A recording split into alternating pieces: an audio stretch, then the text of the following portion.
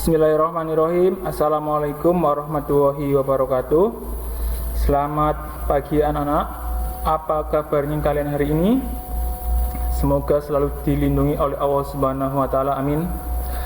Baik, hari ini kita sudah masuk tema 7 yang berjudul kepemimpinan. Hari ini kita akan belajar tentang Mupel bahasa Indonesia. Oke, kita lanjutkan ya. Baik, di Mupel Indonesia ini kalian bisa buka di buku halaman pelajaran 1. Ya, di sini nanti Indonesia atau bahasa Indonesia kita akan belajar tentang pidato. Pidato adalah kegiatan berbicara yang berisi informasi yang disampaikan kepada orang banyak. Saat berpidato diperlukan adanya orator dan audiensi. Apa itu orator?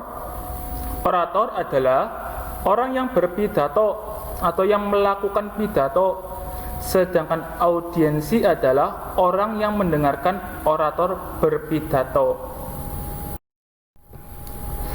Lanjut pelajaran 2. Nah, isi teks pidato. Jadi jika kalian ingin menjadi orator atau orang yang berpidato, di sini ada bagian-bagiannya ketika berpidato. Ya, tentunya berpidato ada yang bisa melihat teks atau juga yang dengan teks atau dengan tulisan. Nah, di sini itu bagian pidato yang pertama itu ada salam pembuka.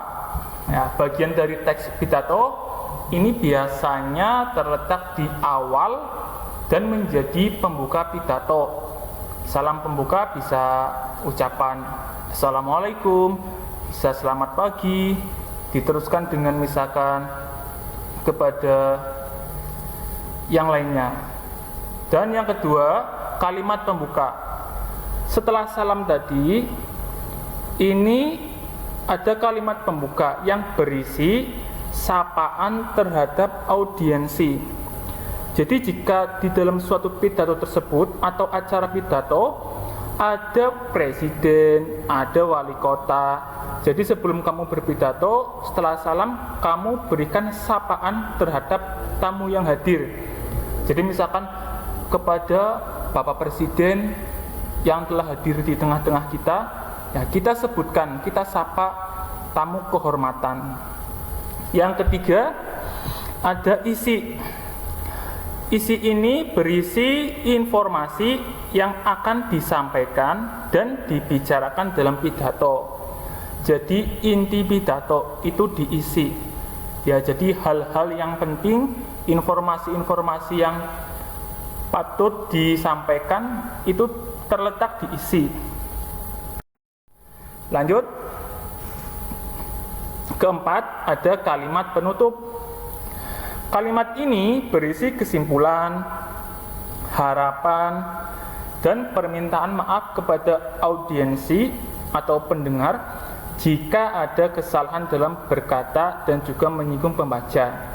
Kesimpulan itu berarti garis besar dari isi pidato yang kita sampaikan. Harapannya itu berarti semoga yang kita sampaikan itu terwujud, itu harapan. Sedangkan permintaan maaf itu apabila kita berpidato, katakanlah ada salah yang tidak disengaja, maka kita perlu meminta maaf. Dan yang terakhir, bagian terakhir itu ada salam penutup. Bagian akhir ini seperti pada bagian awal. Jadi kita akhiri dengan salam, ya. Bisa wassalamualaikum warahmatullahi wabarakatuh. Itu seperti contoh salam penutup. Lanjutkan di pelajaran 3. Mengidentifikasi teks pidato. Pertama, kita tentukan topik atau tema pidato. Ya, jadi topik ini disesuaikan dengan momen tertentu sehingga mempunyai arti dan berguna bagi orator atau berguna bagi audiensi, ya, pendengar. Misalkan tanggal 17 Agustus berarti pidatonya itu seputar kepahlawanan topiknya. Misalkan bulan ini, ya, sekarang Indonesia sedang kena musibah corona, Jadi pidatonya tentang menjaga kesehatan. Itu contohnya harus disesuaikan dengan topik yang sedang terjadi. Lanjut, kumpulkan referensi bacaan. Nah, referensi ini itu sumber dari isi pidato. Bisa didapat dari pengalaman pribadi, hasil penelitian, imajinasi, buku, ensiklopedia, atau internet. Bisa juga dengan bantuan orang tua kamu dengan bertanya secara langsung tentang isi dari pidato. Jadi referensi itu sumber informasi. Lanjut, ketiga, buatlah rancangan teks pidato. Nah, setelah tadi ada referensi, kita selanjutnya merancang seperti tadi di awal. Jadi ada salam pembuka, kalimat pembuka, isi, kalimat penutup, dan salam penutup. Ini rancangan dari teks pidato. Poin terakhir, rangkailah pidato. Ya, jadi tadi sudah dibuat sendiri-sendiri, maka kita rangkai menjadi teks yang utuh dari awal sampai akhir. Di dalam menyusun ini itu membutuhkan kalimat efektif dan kata-kata yang baku. Ya, jadi tidak boleh menggunakan kata yang semau kita. Katanya itu harus baku, harus sesuai dengan bahasa Indonesia tentunya. Nah, kelima, setelah teksnya disusun, kamu bisa latihan dulu ya sebelum membacakannya di depan audiensi atau orang-orang banyak. Latihan dulu dengan berlatih di depan cermin. Ya, di depan cermin. Ini untuk melatih pelafalan ucapan kamu atau tinggi rendahnya suara kamu. Jadi nanti harus disesuaikan mana yang pas ketika suaranya tinggi, mana yang tepat ketika nanti membaca pelafalan katanya. Lanjut, pelajaran keempat, mengidentifikasi teks pidato. Ya, saat berpidato nanti orator harus menguasai teks pidato yang akan disampaikan. Berarti misalkan kamu nanti mau membaca teks pidato, yang pertama tadi harus dikuasai teksnya tadi dengan latihan. Ya, bisa dihafalkan secara tidak melihat buku, ataupun nanti bisa juga kamu melihat teks atau buku. Lalu sebelum berpidato, oratornya harus mempersiapkan teks ya.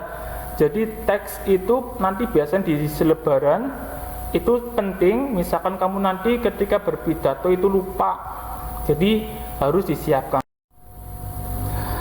Baik, bagian yang terakhir ini seperti di bagian awal, yaitu cara mengidentifikasi atau kita nanti ketika nanti mau membuat pidato. Yang pertama, tentukan tema pidato, kumpulkan referensi, bisa dari buku, internet, majalah, atau bisa juga bertanya sama orang tua. Dan terakhir, susun kerangka pidato ya, yang dimulai dari salam pembuka, kalimat pembuka, bagian isi, kalimat penutup, dan salam penutup.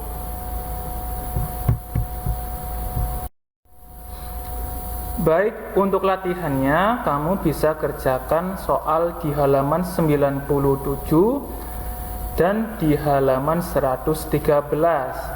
Kerjakan dan pahami pertanyaannya dengan benar. Sekian pelajaran dari Ustadz akhiri. Assalamualaikum warahmatullahi wabarakatuh.